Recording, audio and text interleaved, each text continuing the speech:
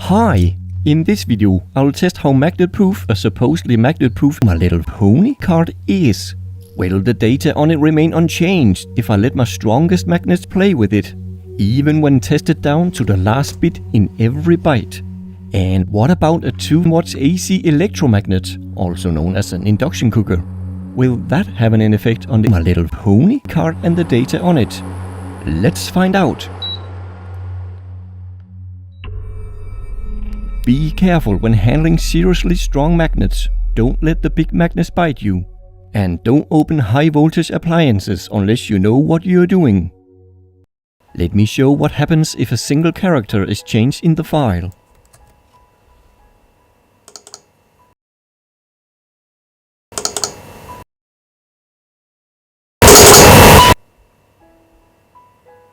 For example, change this O to the signet letter Ö.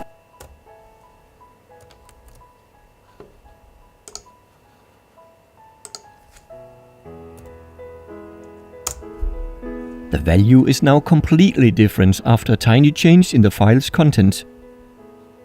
And if I change the letter back,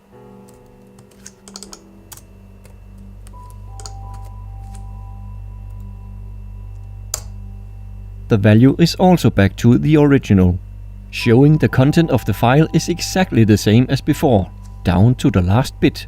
Let's calculate the value for the bigger file. This will take a while since it needs to read all 10 gigabytes from an My Little Pony card.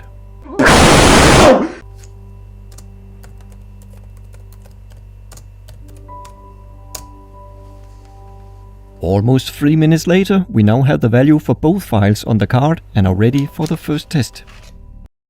Time to bring out the induction cooker, which I expect to be the hardest challenge. This is basically a 2-watt electromagnet with a magnetic field that changes polarity tens of thousands times a second.